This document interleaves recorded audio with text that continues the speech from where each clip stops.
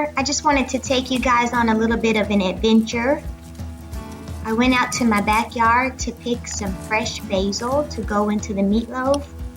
And I just wanted to show you the other items we have in our garden. We have a few zucchini that are growing. And just a little bit of background, we just moved back to Texas this summer, so our garden has had a late start, but we did get a few items planted thanks for my husband. So I think we have a total of 3 zucchini, and I'm proud of those. I'm so excited. Can't wait for those to go ahead and finish growing.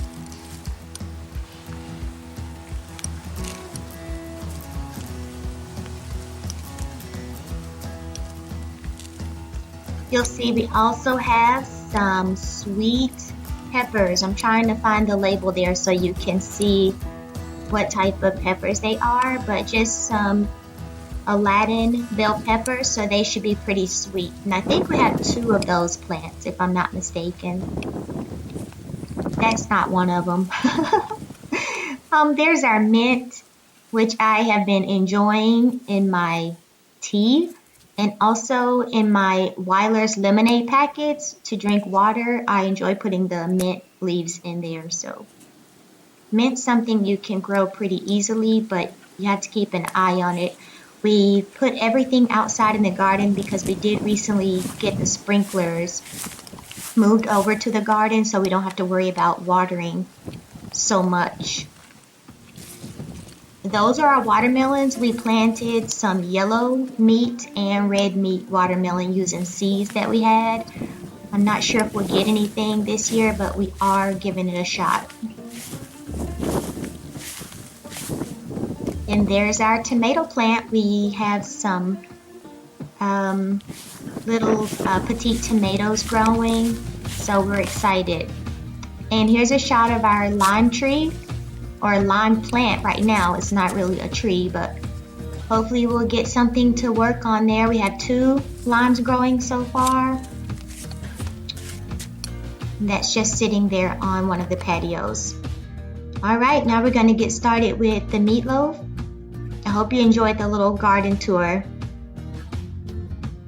If you have a garden at your home, go ahead and comment in the description box and let me know what you're growing. So here I'm using a 1-pound pack of ground beef. I believe it's a 73/27, so it does have some fat in there.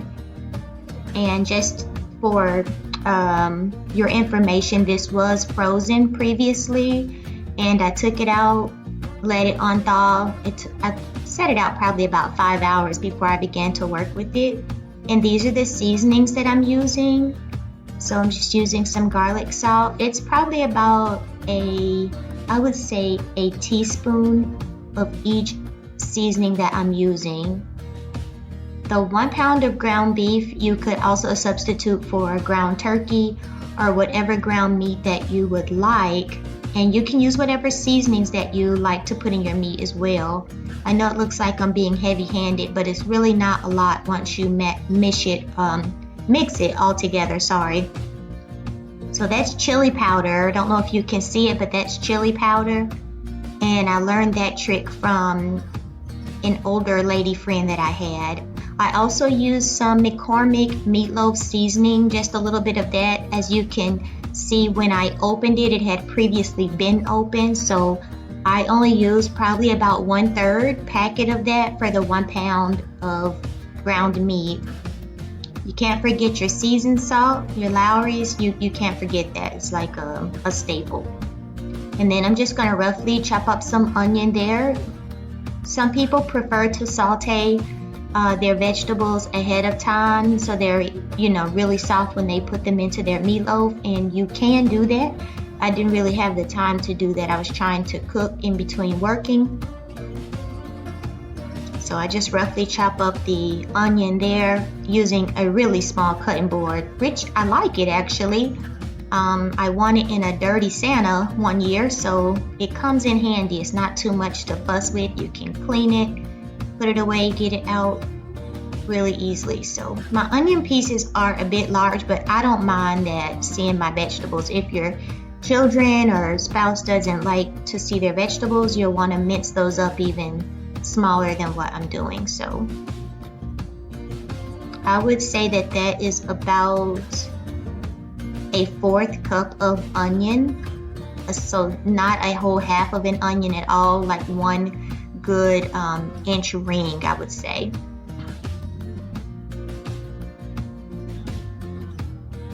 So I'm not gonna mix as I go, I'm just gonna mix like at the end and you'll see that. And then here is some yellow bell pepper that I had purchased at the grocery store, and that's about a 1/4 of it, maybe a little less than a 1/4. And I do cut that up pretty small, but you can just cut it up to your liking.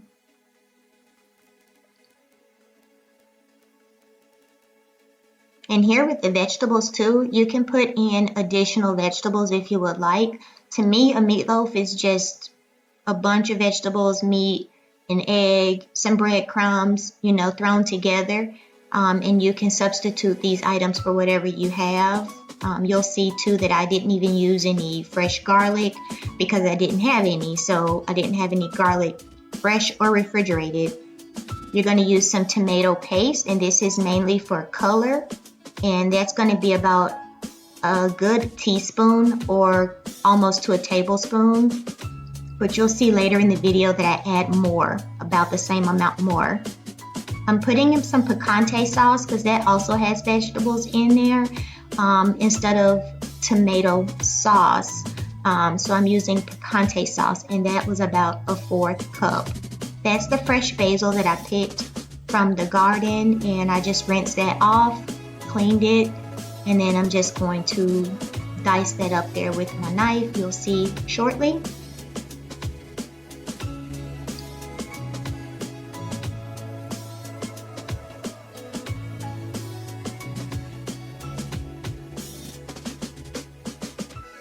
And I must say that gave it a really nice taste versus just using a dried Italian herb blend, which I do normally use, just dried Italian spices. And if you have that, I would recommend putting a tablespoon of that into your meatloaf if you don't have any fresh Italian herbs in your garden or in your refrigerator.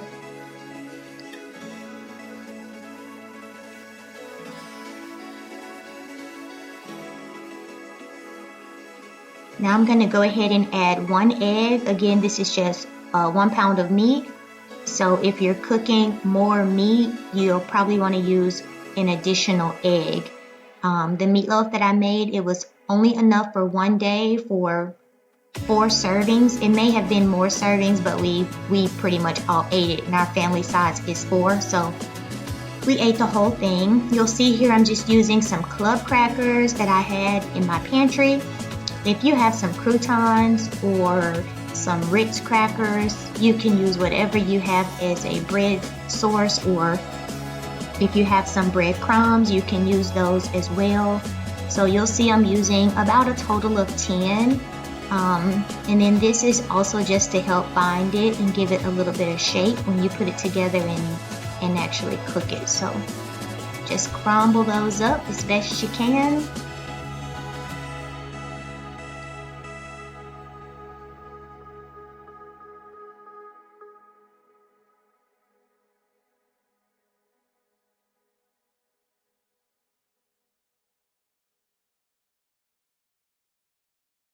So I'm going to speed it up here a little bit. This is just showing you where I combine it together, just using a fork. You don't want to mix your meat too long. You still want it to have a little bit of fluff when you cook it. So you want to just mix it up with your fork a little bit so you can get all your seasonings and vegetables mixed in there well.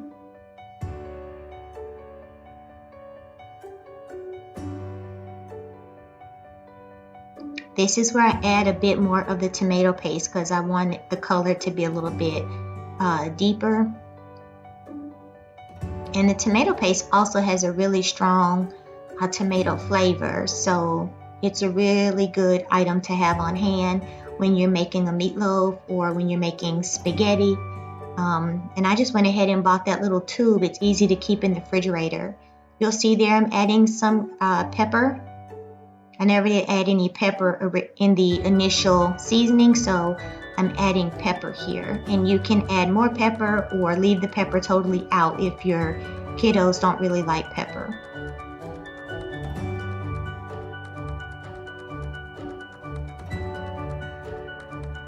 I'm just using a Pyrex. I think this Pyrex container is about a 9 by 9.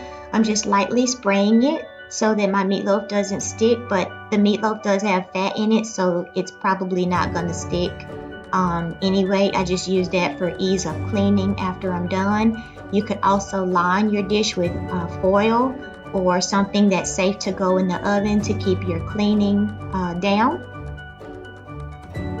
Here, I am just loving on the meat and shaping it, patting it down to try to get any air pockets out of the meat so that it holds its shape when it cooks. So I just shape it there into kind of an ovally box, rectangle kind of situation. And then I always try to put a little line down the middle. I think I got that from my mom or my dad. My dad is really the master of the meatloaf in our family. My mom makes a really good meatloaf as well. She's able to throw it together in like 5 minutes and she's done. So I baked the meatloaf on 330 for about 45 minutes to an hour. I just cooked it slow just because I had the time. You could speed it up. I went ahead and poured the grease and liquid off of the meatloaf because I had cooked it with the top on. So it held a lot of the grease in there. And that was just to kind of preserve the moisture. You'll see there I'm adding barbecue sauce to the top, and you can put whatever your preference is. You can use ketchup, you can mix ketchup and honey. I've even heard of people putting a couple slices of bacon on top of their meatloaf before they even stick it in the oven. So whatever you do, just go ahead and place it back in the oven for about another 10 to 15 minutes. And there you have it, your meatloaf is done. I hope you enjoy. Stay tuned to the end, just for a little bit of humor. All right, guys, have a great day. Thank you. You can go ahead and do your food, Tim. I'm trying to get my sweet heat, and you over here taking pictures. It's like they haven't seen it behind the back before. Put it in there. Because